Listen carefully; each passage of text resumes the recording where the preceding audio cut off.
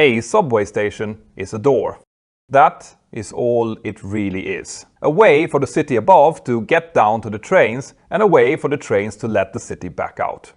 A station with no entrance is not a station. It is just a hall with a name.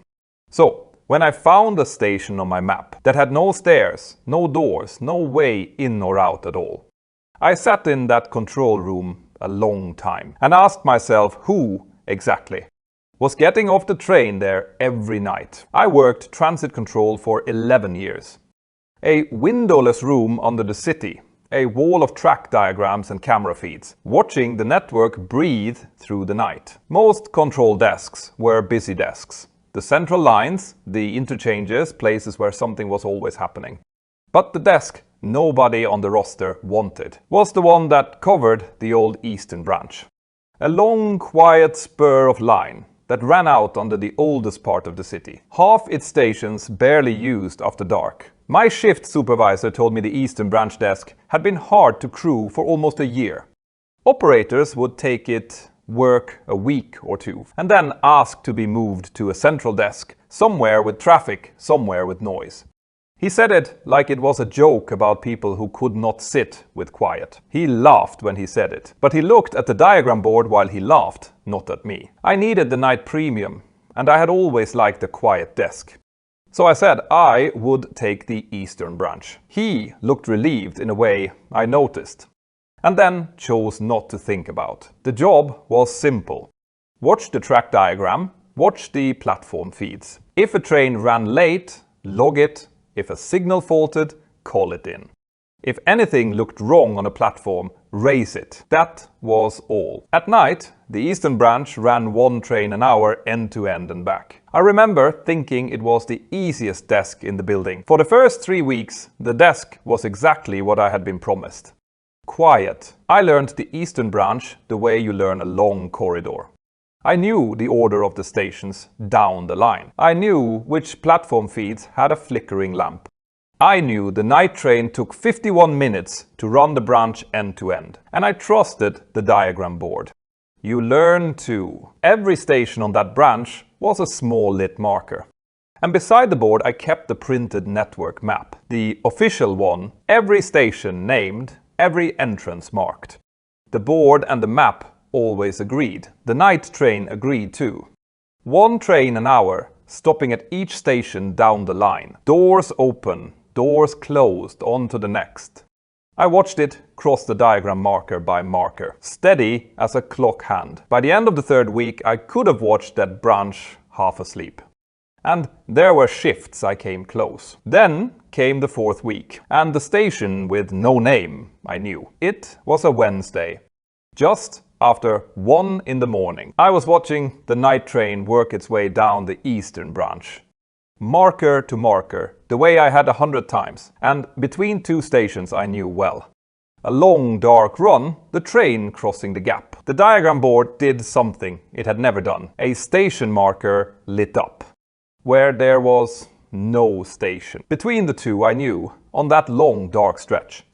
A small marker glowed to life, and a name appeared beside it in the board's thin lettering. A station name, one I had never seen, on a branch I had watched for 3 weeks. I checked the printed network map. The official one. On the map, that stretch of the Eastern Branch was a single unbroken line.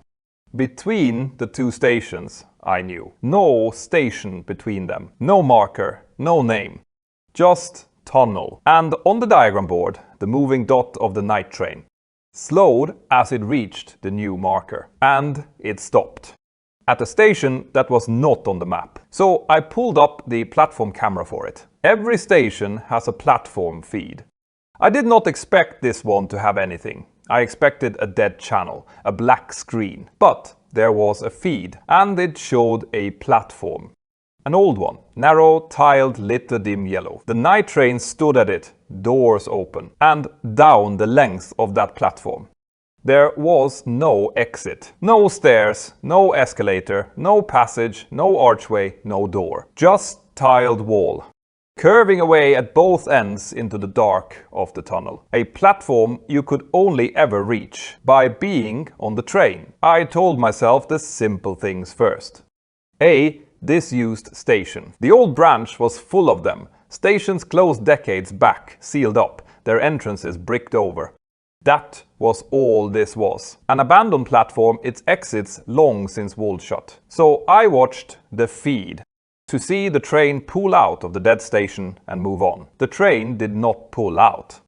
The doors stayed open, and from inside the lit carriages, onto that sealed platform with no way off it, people began to step down. After that night, I started keeping 2 logs. The official one in the control system, the way I was supposed to, and a second one by hand in a notebook beside the console. In the second one, I wrote down the station with no entrance. Every night, the exact time the train stopped there, how long the doors stayed open, and how many people I could count stepping down onto that sealed platform. For 4 nights, I thought I had a steady answer, and that was almost a comfort. The train stopped at the station that was not on the map. The doors opened. A few figures stepped off. 4 one night, 5 the next. An abandoned platform, a glitching old camera. Tired eyes seeing shapes in the grain. On the 5th night I counted properly. And the figures stepping off were not stepping off. And here is the thing I made myself write down very clearly. Because writing it clearly was the only thing keeping me steady. I had assumed the people were leaving the train, getting off the way passengers get off. But the station had no exit. There was nowhere for them to go. So they did not go. They stepped down onto the platform. And they stood in a row, facing the train. And when the doors closed and the train pulled away, they stayed on the dim yellow platform, standing in a sealed station that the city above did not know was there. And every night the row was longer. 4 became 5, became 8. 8 became a dozen. The night train was not collecting passengers from that platform. It was delivering them. 1 train load at a time, and none of them ever left. My plan was almost stupid in how simple it was. If the night train stopped at a station that was not on the map, then on the next shift I would catch it doing it and make someone else see. I would watch the diagram for the new marker to light, and the second it did, I would call the train's driver directly on the cab radio. The branch had cab radio at every desk, and I would ask him, live, which station he was sitting at. And his answer would be on the recorded line. Witnessed, not just mine, a witness. That was all I wanted. One other voice on a recorded channel, naming the station that the map said did not exist, so that whatever the branch was doing, it would not only live. In a notebook beside one tired man's desk. It took 3 nights to get a clean run at it. The first 2 nights the train crossed that long dark stretch and did not stop. The marker never lit. As if the branch could tell I was waiting, and was content to be patient. On the 3rd night I watched the moving dot cross the gap. And the marker lit. And the name appeared. And the dots slowed and stopped. And I keyed the cab radio. I said, "Control to the Eastern Night Service, confirm your location." I gave him the time. I asked him to name the station he was standing at. And the driver's voice came back on the recorded line. Easy and bored. And he named the station. Not the 2 I knew. The one in the middle. The one with no entrance. He named it, as if it were the most ordinary stop on the branch. I want to be precise about this, because precision was the only thing keeping me steady. The driver had named the station, so I kept him on the radio. I asked him how long he had been driving the Eastern branch. Years, he said. I asked him if that middle station was on his route card. Of course it is, he said. Scheduled stop. Always has been. So I asked him the thing I needed to ask. I asked him whether anyone ever got off there. He was quiet for a moment. And then he said, in a voice that had stopped being bored, asterisk off. Buddy, nobody gets off at that one. That is not a getting off station. That is a getting on station. I open the doors and I wait my scheduled minute, and people get on every night. And then I close up and I drive them down the branch. Asterisk, I looked at the platform feed. On my screen, the train stood at the sealed yellow platform, doors open, and the figures were stepping down onto the platform, off the train. I could see it, off. The driver in his cab at the front was watching the same train, and he was certain, bored certain, that they were getting on. And then he said the thing I have thought about every shift since. He said, asterisk, you are on the eastern desk, right? The middle station. Take a look at your platform feed. Count the people standing on it. That is your passenger count. Those are the ones the branch has picked up and not dropped off yet. And here is the thing they never tell the new desk operators. The branch does not pick people up from the city. It picks them up from the desk. 1 a week. Go and count. And then count how many weeks you have worked. Asterisk, I did not stop watching. I could not. By then, the watching was the only thread I had. And I was not going to let go of it. I did what the driver told me. I zoomed the platform feed of the sealed station, as far as the old camera would allow, and I counted the figures standing on it, the row of people the branch had delivered, and never taken away. I counted them 3 times, the way you count a thing you are afraid of. And the number came out the same each time. There were as many figures on that platform as there were weeks I had worked the eastern desk. I went back through my own notebook. My first night on the branch, and I counted the weeks forward, shift by shift, to the night I was sitting in, and the count of weeks matched the count of figures. Exactly. So I looked harder at the figures. The camera was old and the platform was dim, but I zoomed on the nearest one.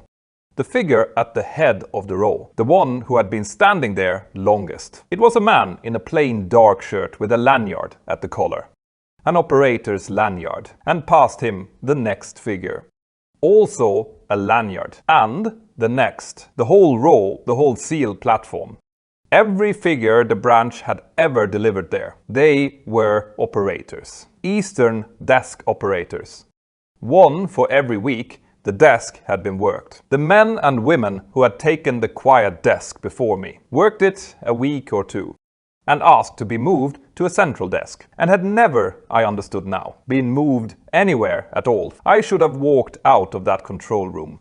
I want that on the record. I knew after I counted that platform exactly how the eastern desk ended.